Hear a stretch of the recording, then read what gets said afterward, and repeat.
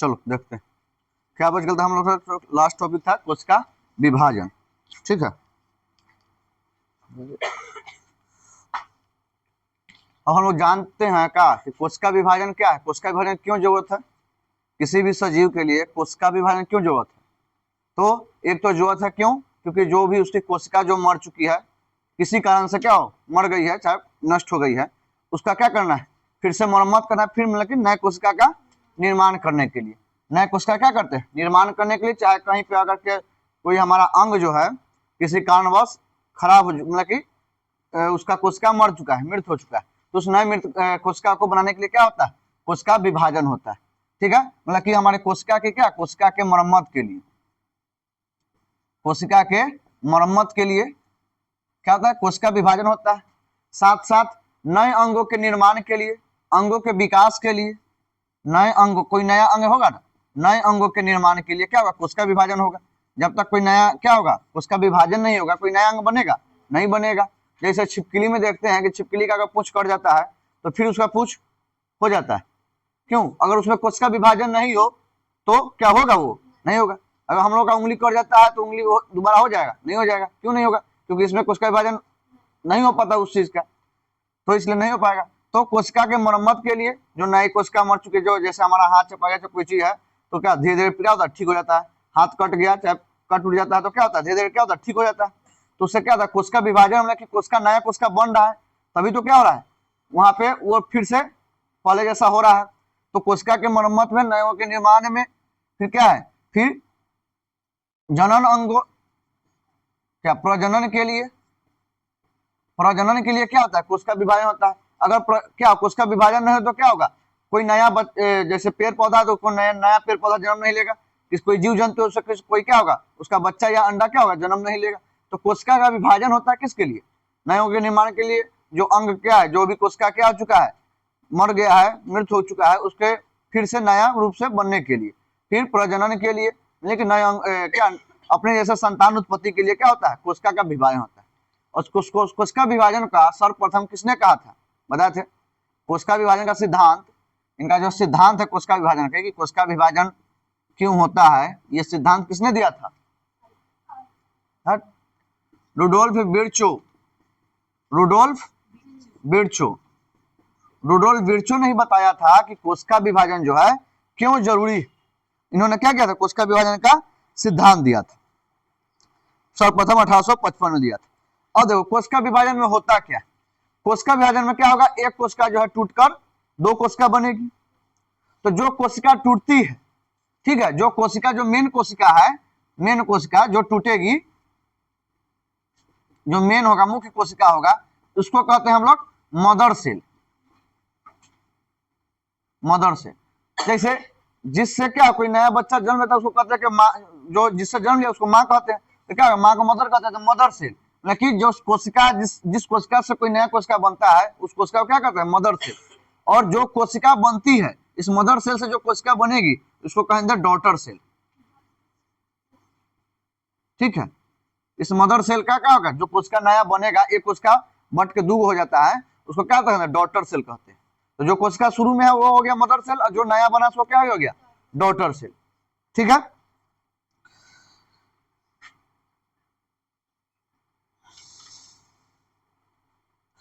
हम जानते हैं कि जो जंतु, जो भी जीव जंतु है, जंतु में कोशिका का विभाजन कैसे होता है, कल पढ़े हैं, सेंट्रोसोम से, ठीक है, तारकाय से।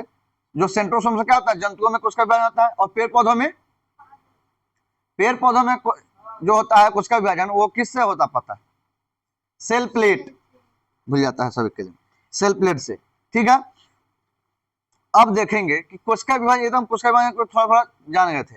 अब जो कोशिका विभाजन जो होता है सभी जीवों में, यह मुख्य रूप से दो प्रकार का होता है, लेकिन कहीं कहीं तीन रूप से, लेकिन मान लो मुख्य रूप से जो होता है इसका कोशिका विभाजन का जो प्रकार है, कितने प्रकार से होता है, ठीक है, विभाजन के प्रकार, ये होता है तीन प्रकार से। ठीक है, एक होता है असूत्री विभाजन,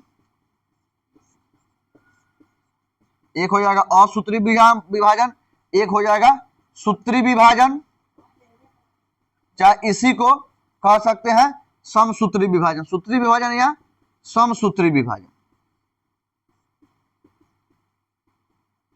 ठीक है, और एक होता है अर्धसूत्री विभाजन। अर्धसूत्री विभाजन मतलब कि जितना जो सजीव है उसमें यही 3 प्रकार से क्या होता है, कोशिकाओं का विभाजन होता है। कोशिका विभाजन होता तभी कोई क्या होगा, कोई नया जीव बनेगा। तो कोशिका विभाजन क्या, यही 3 प्रकार से होता है। सभी कोशिका जितने सजीव है उसमें क्या होता है, इन्हीं 3 प्रकार से क्या होता है, कोशिका का विभाजन होता है। इसमें एक एक करके हम देख लेते हैं। पहला क्या है, पहला है असूत्री विभाजन।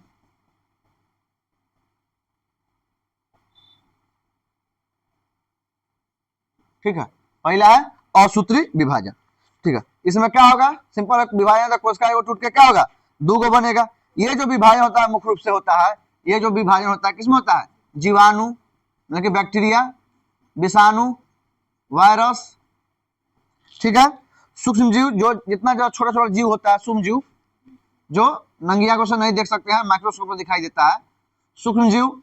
ठीक है, प्रोटोकैरियोटिक जितना जो क्या होते हैं जीव जंतु होंगे जो प्रोकैरियोटिक होंगे मतलब कि जिसके कोशिका का विकास नहीं हो पाएगा, तो जो प्रोकैरियोटिक होंगे, प्रोकैरियोटिक जीव, जितना प्रोकैरियोटिक जीव होगा उसमें क्या होगा, असूत्री विभाजन होगा। इसमें जो होता है विभाजन होता है क्या आसानी से हो जाएगा। इसमें क्या होगा, एक मदर सेल टूटकर 2 गो डॉटर सेल बनेगा मतलब कि एक कोशिका टूटकर 2 कोशिका बनता है। अब इसमें होता कैसे, इसमें जो कोशिका है, मान लो कोई क्या है, ये कोई कोशिका है, तो इसको क्या कहेंगे हम, इसको क्या कहेंगे, मदर सेल कहेंगे। ठीक है, ये कोई कोशिका है, इसको क्या कहेंगे हम लोग, मदर सेल कहेंगे। ये जो प्रोसेस है, क्योंकि जब कोशिका बनता ही नहीं कि एक के बार में बन गया, उसका एक प्रोसेस होता है। तो ये मदर सेल है, तो ये क्या होगा, पहले होता है ये, जैसे ये क्या बनेगा, ये जाके ऐसे जाके होगा, और ये जो हो जाएगा, इसमें ये जो केंद्रक है, ये केंद्रक क्या हो जाएगा, ये लंबा हो जाएगा, मतलब कि वो खींच कर लंबा, जैसे हम कोई तार है उसको खींच कर और उसको लंबा कर सकते हैं। तो ये पहले केंद्रक था, ये मदर सेल शुरू में, ये इसका क्या होगा, ये हो गया, ये कोशिका अंदर का जो केंद्रक है वो तारकाय मतलब कि लंबे खींच कर लंबे हो गए। और इसमें क्या हो गया, जहां से टूटना है यहाँ से टूट के दूसरा बनेगा, यहाँ का धंस गया है ना, धंस गया। आगे क्या हो जाएगा, यही और थोड़ा हो जाएगा, आगे ये हो जाएगा और थोड़ा।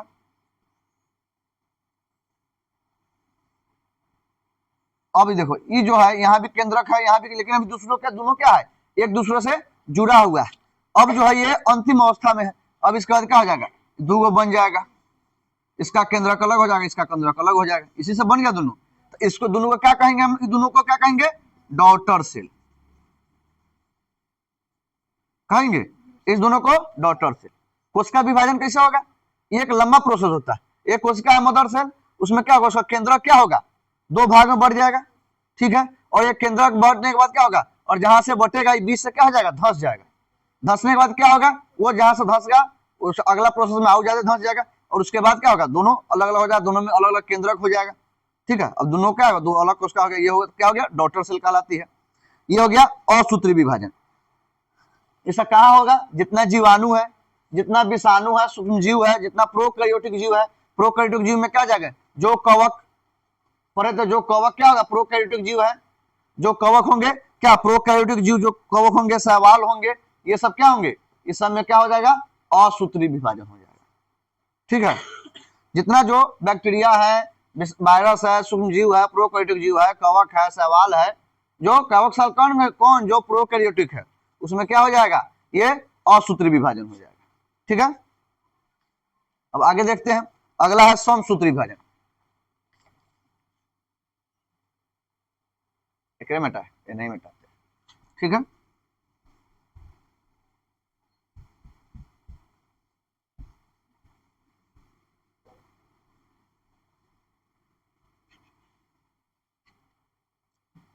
दूसरा विभाजन क्या है, समसूत्री।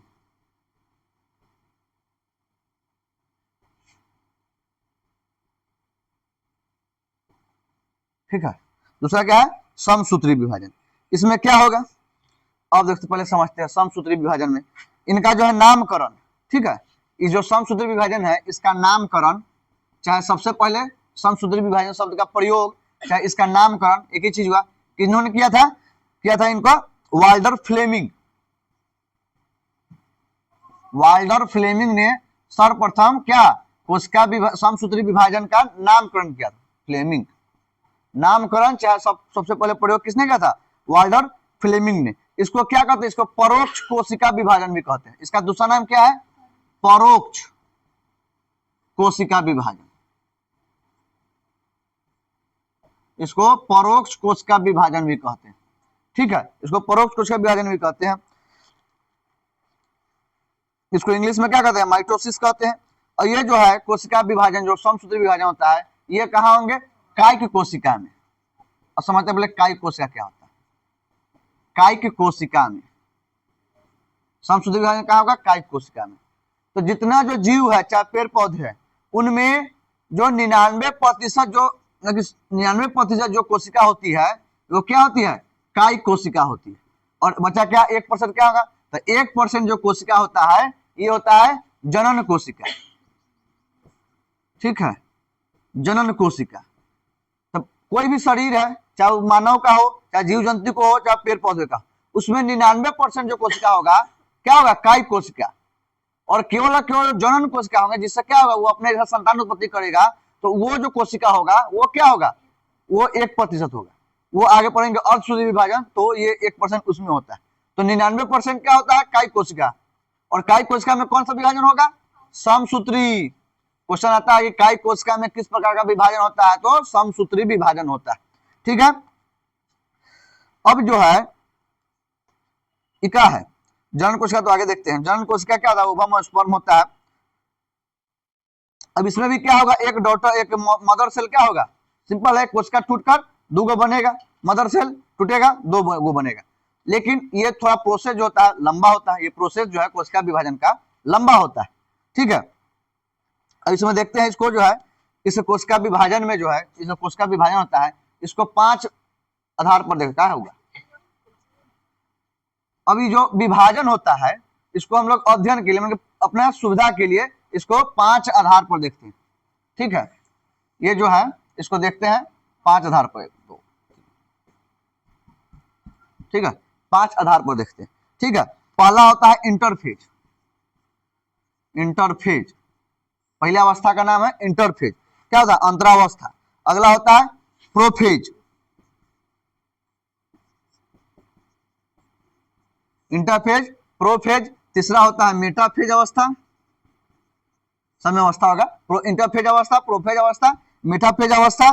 इसके बाद एनाफेज, एनाफेज अवस्था। और एक हो जाएगा क्या?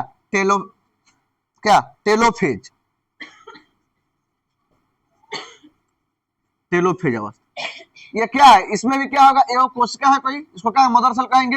ये लास्ट में बन के क्या हो जाएगा? दुगो कोशिका हो जाएगा। यही ना होगा? एक कोशिका है मदर सेल, जो टूट के क्या बनेगा? दुगो बनेगा। लेकिन ये जो टूटने की जो क्रिया है ये लंबा चलता है, इसलिए इसको अध्ययन के लिए जो है इसको 5 भाग में बांटते हैं। मतलब इसे जो प्रोसेस है, इस प्रोसेस को 5 गो प्रोसेस में देखते हैं। ये प्रोसेस 5 रूप में होता है, 5 तरह होता है। ठीक है, इसी को देखते हैं। पहला क्या होगा? इंटरफेज अवस्था है। इसमें ये जो है सबसे ज्यादा समय यही लगाता है। मतलब कि अगर किसी उसका विभाजन में 1 घंटा लग रहा है तो उसका लगभग 90 से 95% समय जो है, 90 से 95% समय जो है किसमें लगता है? इंटरफेज अवस्था में। ठीक है, ये सबसे क्या है? ये सबसे क्या होता है? सबसे लंबी अवस्था है, क्योंकि इतना समय ले रहा था। क्या होगा? सबसे लंबी अवस्था है।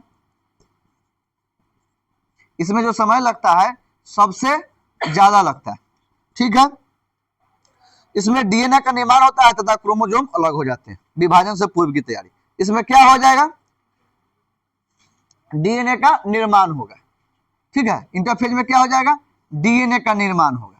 अब हम लोग क्या जानते हैं कि डीएनए कहाँ होता है? केंद्रक के केंद्रिका में। ठीक है, तो उसमें डीएनए का निर्माण हो जाएगा। क्यों हो जाएगा?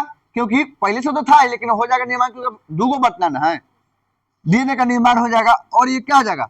तो मतलब कि ये जो कोशिका विभाजन से पूर्व की तैयारी, कि विभाजन होना उससे पहले जो है अपना भोजन जब बना लेना, तब ना अलग होना है, तब ना बटाएगा। तो कोशिका विभाजन से पूर्व की तैयारी, मतलब पहले की तैयारी। क्या ये इंटरफेज जो है सबसे ज्यादा समय लगता है। हम जानते हैं कि डीएनए बनने में टाइम भी ज्यादा लगता है। ठीक है, क्योंकि वो क्या चीज से बना होता है? न्यूक्लियोटाइड से बना होता है डीएनए जो है सो पॉलीन्यूक्लियोटाइड से, समय भी ज्यादा लगता है, इसलिए इसका 90 से 95% समय जो है क्या लेता है, इंटरफेज अवस्था लेता है। तो इसमें जो डीएनए का निर्माण होता है, अब खुद देखा कि डीएनए का निर्माण किस अवस्था में होता है, समसूत्री विभाजन किस अवस्था में, तो इंटरफेज अवस्था में। ठीक है, तो ये क्या है, कोशिका विभाजन से पूर्व की तैयारी की अवस्था किसे कहते हैं, तो इंटरफेज अवस्था को कहते हैं। इसमें क्या होगा, इसमें डीएनए का निर्माण होगा और ये धीरे धीरे क्या आ जाएंगे, अब ये जो है अब जो अगला अवस्था में ये क्या कहेंगे, ये विभाजन होने के लिए तैयार हो जाएंगे। अगला अवस्था देख लेते हैं, इसमें क्या हो जाएगा, इसमें स्पाइनल फाइबर जो है तुर्क धारा के निर्माण होता है, तक केंद्रक विभाजन शुरू होता है। इसमें क्या हो जाएगा, प्रोफेज अवस्था में हो जाएगा। इसमें जो कोई कोशिका है, जैसे देख लेते हैं, ये क्या है, पहले मदर सेल, ये क्या है, कोई कोशिका है मदर सेल, पहला है इंटरफेज अवस्था। इसमें क्या होगा, यहाँ पे क्या होगा, केंद्रक के, इसका केंद्रक है, ये कोई केंद्रक है, इसके अंदर जो केंद्र, इसका ये केंद्रक है, इसके अंदर क्या होगा, केंद्रिका होगा, उसमें क्या होगा, डीएनए होता है, तो ये क्या होगा, वहां डीएनए का निर्माण होगा। इसके बाद जो अवस्था हो जाएगा प्रोफेज अवस्था में, इसमें ये जो केंद्रक है, ये जो केंद्रक है ये क्या हो जाएगा, लंबा होने लगेगा। ठीक है, स्पाइनल मतलब तुर्क धागा की तरह जाएगा, ये क्या हो जाएगा, लंबा होने लगेगा। ठीक है, इस लंबा होने के बाद अगला अवस्था क्या बचेगा हमारा, मोफेज अवस्था।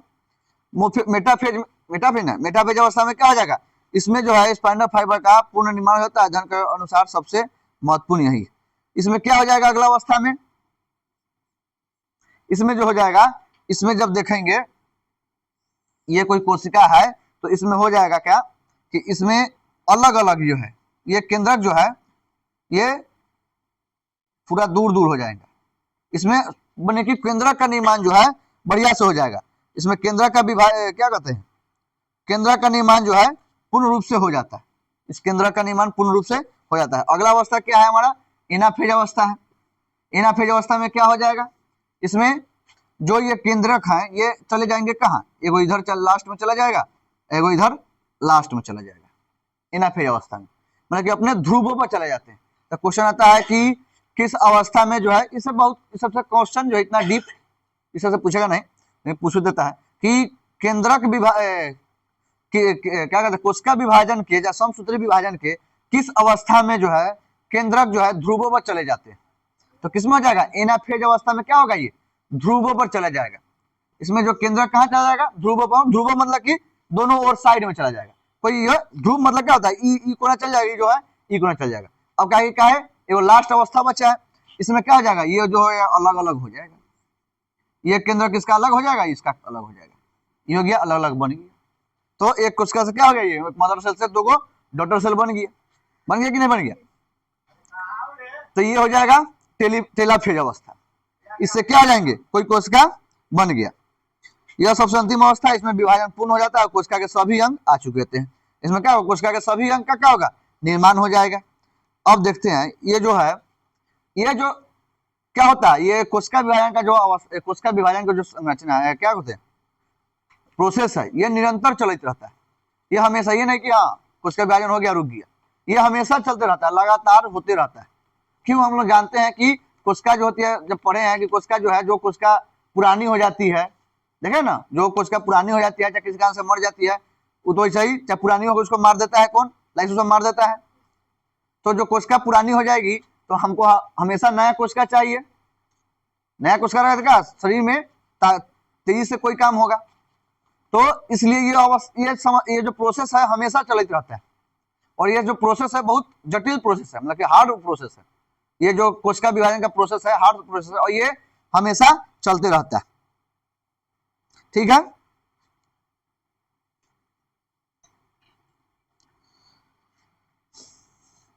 और कुछ इसमें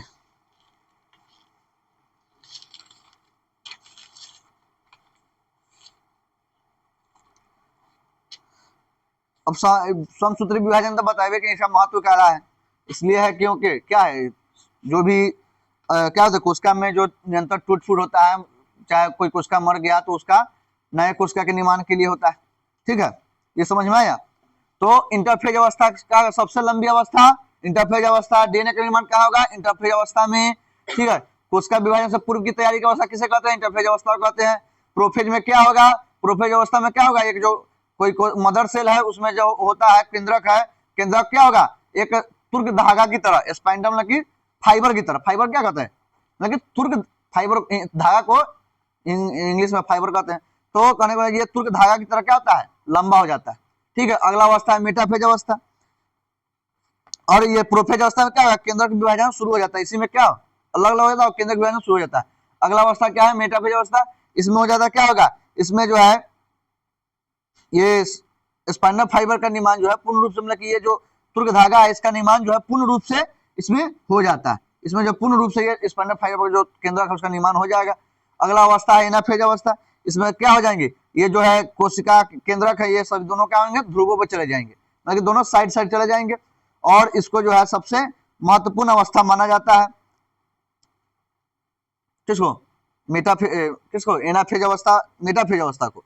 एनाफेज में क्या हो जाएगा, इसमें जो हो जाएगा कोशिका विभाजन सबसे छोटी अवस्था है, ये सबसे क्या होगा, छोटी अवस्था, सबसे छोटी अवस्था।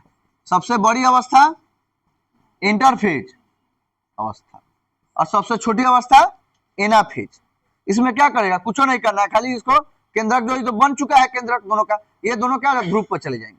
और अंतिम है टेलोफेज, इसमें कुछ नहीं है, खाली दो बढ़ जाएगा, काम हो गया। अब ये जो कोशिका बनता है, इस कोशिका, अब चूंकि हम जानते हैं कि कोशिका में क्या होता है, केंद्रक तो होता है और साथ में पूरा में क्या कोशिका द्रव भरा होता है। तो कोशिका बट रहा है, हम जान रहे हैं कि दोनों दो कोशिका बना है, तो इसमें सारे अंग भी बन रहे हैं, और सारे अंग बन रहे हैं तो ये कोशिका द्रव का विभाजन होगा। तो एक है कि क्या, कोशिका द्रव का सभी चीज का विभाजन होगा। तो ये जो कोशिका द्रव है इसका जो विभाजन है ये क्या कहलाता है, साइटोकाइनेसिस कहलाता है। कोशिका द्रव का विभाजन और कोशिका, अगर कोशिका द्रव का विभाजन क्या कहलाता है, तो साइटोकाइनेसिस। क्या होगा, ना होगा लिखल तो लिख लो, कोशिका द्रव का विभाजन, कोशिका द्रव का विभाजन साइटोकाइनेसिस।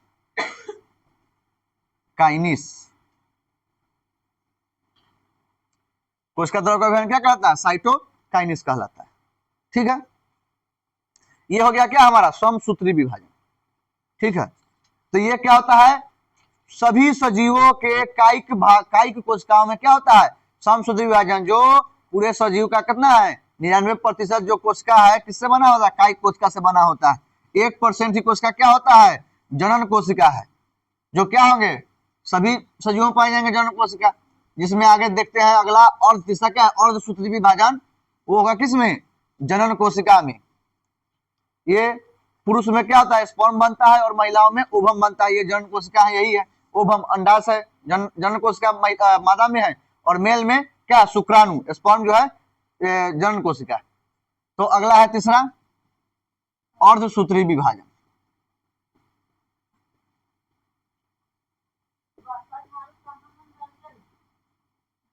अगर देखते हैं समसूत्री विभाजन है, इसमें कोई कोशिका एगो से दूगो हो रहा है कि नहीं, दूगो से चार गो होगा, चार गो से क्या होगा, 8 गो होगा। तो इसमें जो कोशिका जो होगा कितना हो जाएगा, इसमें कोशिका जो होगा कितना रुका हो जाएगा, ये इसमें कोशिका का विभाजन 2 गुना हो जाएगा। कोशिका कितना है विभाजन, 2 गुना हो जाएगा, अपने जितना है उसका 2 गुना हो जाएगा।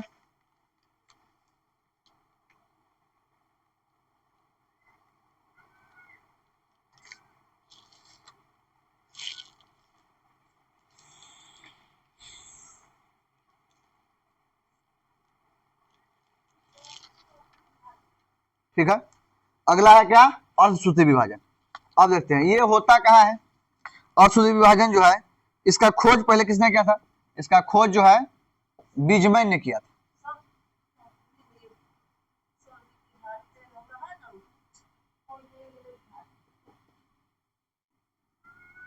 ठीक है, इस अर्धसूत्री विभाजन का खोज किसने किया था, तो ये बीजमैन ने किया था। इसको दूसरा नाम क्या है, ह्रास विभाजन कहते हैं, इसको उसका परोक्ष कोशिका विभाजन कहते हैं, इसको ह्रास कोशिका विभाजन कहते हैं। ह्रास कोशिका विभाजन क्यों कहते हैं, ह्रास कोशिका विभाजन क्यों इसको कहते हैं, इसलिए कहते हैं कि इसमें देखेंगे कोशिका का क्या होता है, कोशिका विभाजन में कोशिका कम जाता है। ठीक है, इसको ह्रास कोशिका विभाजन कहते हैं। और इसमें जो है यह विभाजन केवल जनन कोशिका में होता है। कहाँ होता है ये, जनन कोशिका में, बताए थे जो कितना होता है, किसी भी सजीव का मात्र 1% होता है, किसी भी मानव शरीर या किसी जंतु शरीर में कितना 1%। इसमें जो क्रोमोजोम की संख्या जो है, क्रोमोजोम हम जाने हैं, देखें क्रोमोजोम के बारे में कि जब कोशिका विभाजन होता है तो क्रोमोजोम क्या होता है, बराबर होता है। ठीक है, क्रोमोजोम की संख्या जो क्या होगा, बराबर हो जाएगा। लेकिन इसमें क्या होता है, क्रोमोजोम की संख्या घटकर कितना हो जाता है, क्रोमोजोम की संख्या क्या होगा, घटकर आधा हो जाता है। इसलिए इसको क्या कहते हैं, ह्रास कोशिका विभाजन कहते हैं, घटकर आधी हो जाती है। इसमें जो है कोशिका विभाजन होने के बाद क्या होगा, क्रोमोजोम की संख्या करता घट के आधा हो जाएगा, 2 है तो 1 हो जाएगा। हम जानते हैं कि मानव जनन कोशिका में मानव में क्या है, मानव में कितना कोशिका होता है, क्रोमोजोम की संख्या होती है 23 जोड़ा, मतलब कितना होगा, 46 गो होता है। ठीक है, मानव में क्रोमोजोम की संख्या कितना होता है, 23 जोड़ा।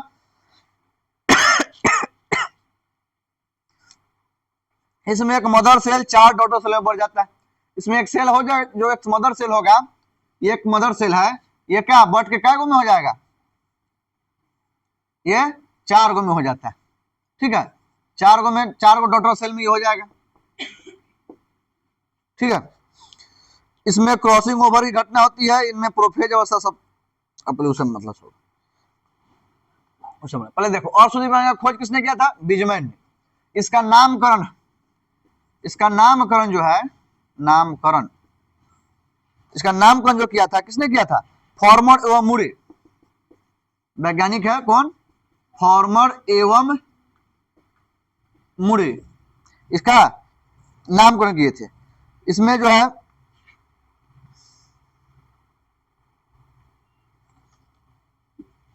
ठीक है, अब देखते हैं इसका विभाजन। इसमें जो विभाजन होता है, इस बहुत लंबा प्रोसेस, इस सबसे लंबा प्रोसेस विभाजन का। इसमें जो विभाजन होता है दो फेज में होता है। इसमें जो विभाजन कितना होता है, 2 फेज में होता है। ठीक है, इसमें विभाजन जो है क्या फेज में होगा, 2 फेज में होगा। ठीक है, ये हो कहेंगे फेज 1 मतलब अवस्था 1, ये हो क्या अवस्था 2। ठीक है, इसमें भी क्या होगा, इसमें भी होगा वही चीज। ठीक है, क्या हो जाएगा इसमें, अवस्था 1 में क्या हो जाएगा, अवस्था 1 में पहले क्या होगा, प्रोफेज का निर्माण होगा।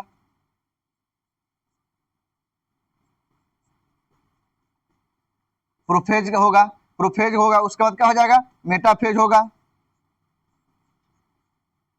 मेटाफेज अवस्था 1। उसके बाद क्या होगा, एनाफेज होगा, उसके बाद क्या हो जाएगा, टेलोफेज। ठीक है, उसके बाद अवस्था 2 जो होगा, इसमें क्या हो जाएगा, फिर हो जाएगा प्रोफेज 2। इस अवस्था को क्या कहेंगे, प्रोफेज 2। फिर क्या हो जाएगा, मेटाफेज 2। फिर हो जाएगा एनाफेज 2, और उसके बाद टेलोफेज 2।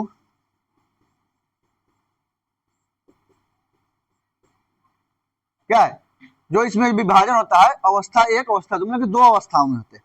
ठीक है, और ये एक बहुत लंबी क्या है, कोशिका विभाजन होता है। इसमें देखते हैं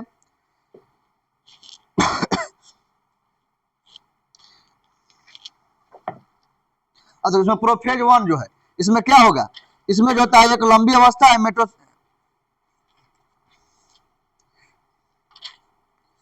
इसमें जो सबसे लंबी अवस्था होता है यही होता है प्रोफेज 1।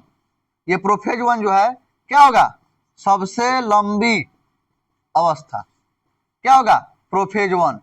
क्यों, क्योंकि जिससे कि इसमें जो कोशिका का विभाजन होता है, चाहे नर कोशिका हो मादा कोशिका हो, उसका जो विभाजन होता है, जो नया कोशिका बनता है, वो बहुत पहले जो होता है वो कोशिका तैयार होता है विभाजन के लिए।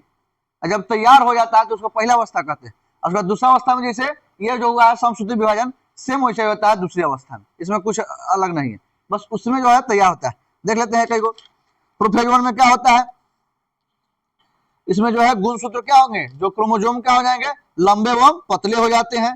क्रोमोजोम गुणसूत्रों की संख्या शरीर के अन्य कोशिकाओं के गुणसूत्रों की तरह द्विगुणित होती है।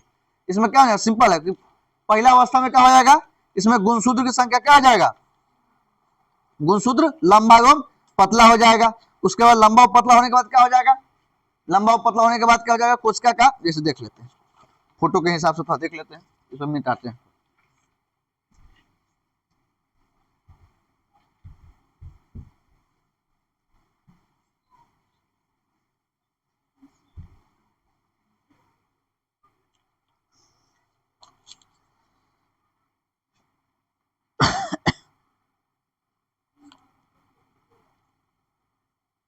देखो इसमें होगा क्या, ये अवस्था 1 है, अवस्था 1 जो है इसमें क्या होगा, कोई कोशिका है, ठीक है। इसमें पहला में क्या कहें, इसमें जो गुण सूत्र होगा, ये जो गुण सूत्र कहाँ होगा, कोई केंद्रक है, केंद्रक के अंदर क्या होता है, डीएनए होता है, डीएनए क्रोमोजोम होता है, क्या क्रोमोजोम गुण सूत्र, और गुण सूत्र के अंदर क्या होता है, गुण सूत्र बनाता है डीएनए का, डीएनए प्रोटीन का बनाता है।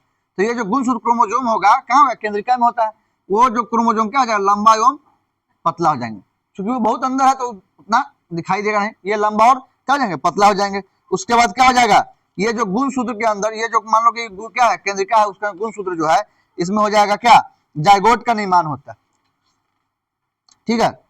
इसमें क्या होगा, लंबाई एक दूसरे से सट जाते हैं, ये जोड़े गुण सूत्र को वायुलेंस कहते हैं। उसमें नहीं है, छोड़ो ना, कहला देख रहा है, तो छोड़ो, सुनो, ये सब पूछता भी नहीं, ठीक है। इसके बाद देखो मेटाफेज है, इसमें और इस अवस्था में क्या हो जाएगा, जो सेंट्रोमियर है तुक तंत्र से एक दूसरे शोर होता है। इसमें सिंपल समझो कि अवस्था जो इसमें जो है अर्धसूत्री विभाजन जो है क्या होगा, 2 अवस्थाओं में होगा, ठीक है। पहले अवस्था को प्रोफेज 1, मेटाफेज 1, इंटरफेज 1, टेलोफेज 1 कहते हैं। इसमें कुछ नहीं है, बस कोशिका जो है विभाजन से पहले तैयार होता है। जैसे इसमें देखे हैं कि पहला अवस्था जो था क्या था, अवस्था 1 जो था इंटरफेज था, इसमें क्या था, कोशिका विभाजन से पहले क्या था, तैयार हुआ था कोशिका विभाजन से पहले। तो इसमें ये जो पूरा अवस्था जो है, ये पूरा अवस्था चलता है केवल और केवल कोशिका विभाजन से पहले, कोशिका विभाजन से पहले खुद को तैयार करने के लिए। जब कोशिका विभाजन से पहले तैयार हो जाएगा तो उसके बाद क्या होगा, प्रोफेज, इसमें क्या होगा, प्रोफेज 2 अवस्था दूसरा में जो होगा, प्रोफेज होगा, मेटाफेज, एनाफेज, टेलोफेज, जैसे हुआ है समसूत्री विभाजन में क्या होगा, इसमें सबसे पहले क्या हो जाएगा, कोई कोशिका है, उसमें क्या होगा, कोशिका जो है इसका जो केंद्रक है क्या हो जाएगा, तुर्क धागा जैसा हो जाएगा, मतलब स्पाइनल तंतु जैसा हो जाएगा। मेटाफेज में क्या हो जाएगा, आगे आगे हो जाएगा ये मेटाफेज, और क्या हो जाएगा, एकदम लंबा हो जाएगा, और ये केंद्रक का निर्माण, इसमें जो केंद्रक का निर्माण क्या हो जाएगा, ये जो केंद्रक है क्रोमोजोम है, क्रोमोजोम का निर्माण बढ़िया से हो जाएगा। अगला अवस्था में क्या हो जाएंगे, ये ध्रुव पर चला जाएंगे, मतलब ये दोनों ओर चल जाएंगे। अगला टेलोफेज में क्या हो जाएगा, अलग अलग 2 मदर सेल बन जाएंगे, ठीक है। अब इसमें खाली जान लेना है, खाली यही कि जैसे होता है तो इसमें क्या कहें कि इसमें जो क्रोमोजोम की संख्या कितना हो जाता है, आधा रह जाता है, ठीक है। अब चूंकि हम जान रहे हैं कि हम जानते हैं कि क्या है, काहे आधा रह जाता है, इसे हम जानते हैं कि मानव में कितना होता है, 23 जोड़ा, मतलब कि 46 गो कितना होता है, क्रोमोजोम होता है, ठीक है। 23 जोड़ा मतलब 46 गो क्रोमोजोम होता है, इसमें हो जा रहा है कितना, आधा। तो ये जो कोशिका बन रही है इसमें आधा क्यों हो जा रहा है, हम जानते हैं कि कोई, जैसे हम देखे हैं कि कोशिका विभाजन जो होती है, चाहे किसी नए संतान की उत्पत्ति होगा, अनुवांशिकी जब पढ़ेंगे जेनेटिक्स, तो किसी नए क्या होगा, कोई नया जो संतान उत्पत्ति होगा, चाहे वो क्या हो, किसी मानव का हो, किसी जंतु का हो, किसी पेड़ पौधा का हो, तो जो भी क्या बनेगा, जो भी कोशिका बनेगा वो कोशिका से बना है, तो उसमें जो होगा क्या होगा, उसमें जो क्रोमोजोम की संख्या होगा उसमें 46 है, तो उसमें भी कितना होना चाहिए, 46 ही होना चाहिए, ना बढ़ना चाहिए ना घटना चाहिए। तो हम जानते हैं कि क्या, कि कोई भी जब संतान की उत्पत्ति होगा तो क्या होगा, एक तो नर, मतलब कि नर कोशिका के मिलने, नर कोशिका मतलब कि स्पर्म का मिलना जरूरी है, नर कोशिका में क्या होगा, स्पर्म, ठीक है, और मादा कोशिका,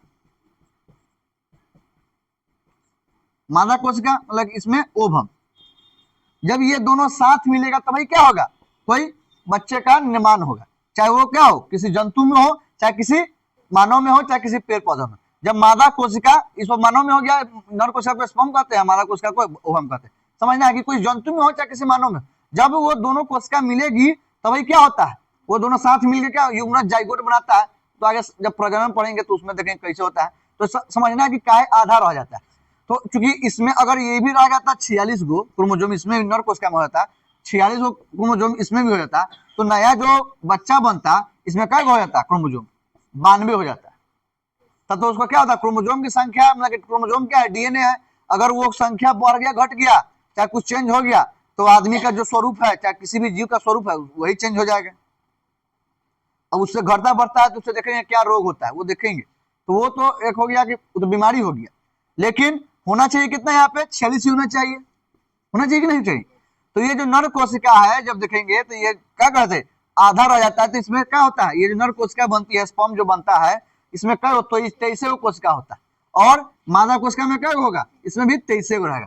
अब ये दोनों मिलकर क्या बनाएगा, 46 को बनाएगा। अब जो नया नया बच्चा होगा उसमें क्या होगा, नर कोशिका मतलब कि किसी नर का भी उसमें गुण होगा, और मादा कोशिका मतलब कि मादा का भी गुण होगा। कोई संतान होता है उसमें, उसके पिता का भी, उसका माता का भी गुण होता है। वो दूसरा बात है, किसी का कम चाहे ज्यादा, वो तो हो गया, आगे जेनेटिक्स पढ़ेंगे क्यों कम ज्यादा होता है, वो दूसरा बात। ठीक है, तो ये हो गया तुम्हारा क्या, समसूत्री विभाजन और सूत्री विभाजन और असूत्री विभाजन। ठीक है, अब इससे होने वाले थोड़ा रोग देख लेते, क्या है इससे होने वाले रोग, जिसको क्या कहते हैं, सिंड्रोम। क्रोमोजोम की संख्या में कम या ज्यादा होने से जो रोग होता है उसको क्या कहते हैं, सिंड्रोम कहते हैं। ठीक है, अब क्या क्या थोड़ा होता है क्या देख लेते हैं।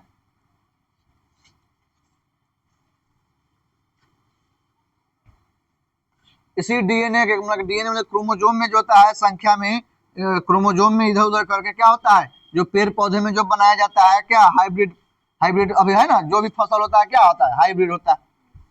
ठीक है, चाहे चावल हो, गेहूं हो, कोई सब्जी हो, सब में जो हाइब्रिड बीज जो तैयार किया जाता है, क्या तैयार किया जाता है, तो वो जेनेटिक्स में पढ़ेंगे, अनुवांशिकी में कैसे होता है सब जान जाएंगे। लेकिन इसी डीएनए में चेंजिंग करके होता है। क्यों होता है, क्योंकि डीएनए में क्या होता है, हमारे जितना जो सूचना है कहाँ लिखा हुआ है, डीएनए में। ठीक है, अब आगे देखते हैं सिंड्रोम क्या है, होने वाली बीमारी कौन कौन से होती। पहला क्या है, टर्नर सिंड्रोम। ठीक है, पहला क्या है, टर्नर सिंड्रोम। ठीक है, टर्नर सिंड्रोम, इसमें क्या होता है, मादा में एक एक्स गुणसूत्र का अभाव होता है। इसमें क्रोमोसोम की संख्या 45 हो जाती है, यह केवल स्त्रियों में पाई जाती है। इसमें स्त्रियों का शरीर अविकसित होता है तथा उसमें बांझपन देखा जाता है।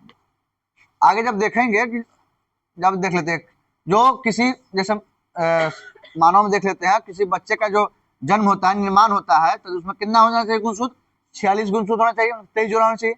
और इसमें से कहाँ से आएगा, 23 गुणसूत्र आएगा किसमें, नर में से, और 23 हुआ जाएगा किसमें से, मादा में से। ठीक है, उसको क्या हो गया, वो 46 गुणसूत्र मिला, वो तो दूसरा चीज। लेकिन हम जानते हैं, देखेंगे कि जो मादा होता है, मादा में क्रोमोजोम जो होता है, हम जाने क्रोमोजोम हमेशा क्या होता है, जोड़ा में होता है। तो इसमें जो है एक्स एक्स गुणसूत्र पाए जाते हैं जोड़ा में, और मानव में है जो एक्स वाई गुणसूत्र पाए जाते हैं। तो जो कोई जब किसी मादा में मतलब कि फीमेल में क्या हो जाएगा, इसमें जो होगा एगो क्रोमोजोम कम हो जाएगा, एगो क्रोमोजोम 46 हो जाएगा, 45 हो जाएगा। और उसमें कौन क्रोमोजोम खत्म हो जाएगा, एक्स क्रोमोजोम जब खत्म हो जाता है, मतलब अभाव होता है, तो उससे क्या होता है, उससे टर्नर सिंड्रोम होता है। और इसमें क्या होगा, स्त्रियों में का शरीर अविकसित होता है तथा उनमें बांझपन देखा जाता है, और ऐसी स्त्रियां जो है क्या कभी मां नहीं बन पाती, उनमें बांझपन देखा जाता है। ठीक है, तो उसको क्या कहेंगे हम लोग, टर्नर सिंड्रोम। बांझपन जो होता है किस लिए होता है, टर्नर सिंड्रोम के कारण से होता है। ठीक है, अगला क्या है, अगला है क्लिंटलफेटर सिंड्रोम। इसमें क्रोमोजोम की संख्या कितना होता है, 47 हो जाता है। इसमें क्या हो गया, बढ़ गया है, वो पहले 46 था, आपका हो गया 47 हो गया। इसमें ये केवल क्या में पुरुषों में पाए जाते हैं। तो टर्नर सिंड्रोम मादा में, और ये जो है क्या क्लिंटलफेटर सिंड्रोम किस में, पुरुषों में पाया जाता है। इसमें से गुणसूत्र क्रोमोजोम के क्या हो जाता है, 47 हो जाता है। इसमें पुरुष जो है नपुंसक हो जाते हैं, मतलब कि अगर क्या गुणसूत्र बढ़ जाता है तो उस पुरुष का मतलब उसका बाल बच्चा नहीं होगा। अगला है डाउन सिंड्रोम। ठीक है, इसमें क्रोमोसोम की संख्या क्या हो जाएगा, 47 हो जाएगा। यह मेल और फीमेल दोनों में होता है डाउन सिंड्रोम। ठीक है, इसमें शरीर बेडोल हो जाता है, जीभ तथा होठ मोटा हो जाता है, व्यक्ति मंदबुद्धि हो जाता है, ऐसे व्यक्ति को मंगोलाइट कहते हैं। ठीक है, अब ये क्या हो जाएगा, इसमें भी 47 गुणसूत्र हो जाएगा, और ये नर एवं मादा दोनों में होता है। लेकिन इससे होगा क्या, इससे होता क्या है कि ठोर और ओठ जो है क्या हो जाता है, मोटा ठोर का जीभ और ओठ क्या होगा, मोटा मोटा हो जाएगा। और जो आदमी है, जो व्यक्ति है जिसको ये रोग होगा, वो क्या होगा, मंदबुद्धि हो जाएगा, मतलब बुड़बक हो जाएगा। सिंपल। अगला है पटाउ सिंड्रोम। पटाउ सिंड्रोम में क्या हो जाता है, 47 हो जाता है, मतलब कि बढ़ जाता है। ठीक है, यह भी क्या मेल और फीमेल दोनों में हो सकता है। इसमें व्यक्ति मंदबुद्धि होता है और उसके ऊपर का ओठ कटा होता है।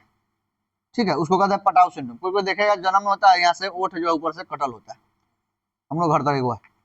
ठीक है, तो उसका कटल होता है, तो इसको कहते हैं पटाउ सिंड्रोम। इसमें भी व्यक्ति क्या होगा, मंदबुद्धि हो जाता है। पटाउ सिंड्रोम में गुणसूत्र जो है 13 के अतिरिक्त लिपि सभी गुणसूत्र पर चढ़ जाते हैं। ठीक है, ये होता है हम लोगों से क्या हो गया, जो इसे गुणसूत्र से होने वाले बीमारियों के बारे में हो आए। मंदबुद्धि में लगे बुड़बक, मंदबुद्धि ना समझ में आता, बुद्धि मंद छोटा कहा नहीं है, बुड़बक हो गया जिसको कहते हैं। जितना जो जन्मे से बुड़बक होता है उसे मंदबुद्धि, कुछ ना कुछ कमी। तो हमारा हो गया सेल खत्म, कोशिका। कल जो पढ़ेंगे हम लोग उत्तक पढ़ेंगे। ठीक है, कल पीडीएफ मिल जाएगा, कल से उत्तक पढ़ेंगे। जो मानव शरीर में पाए जाने वाले उत्तक है, पेड़ पौधे में पाए जाने वाले उत्तक है, उसके बारे में पढ़ लेंगे। तो पहले मानव शरीर का पढ़ लेते हैं, पहले मानव के बारे में सब पढ़ लेंगे, तब पादप के बारे में बात नहीं पढ़ेंगे। तो उत्तक कल मिल जाएगा, तो कल उसका देखते हैं।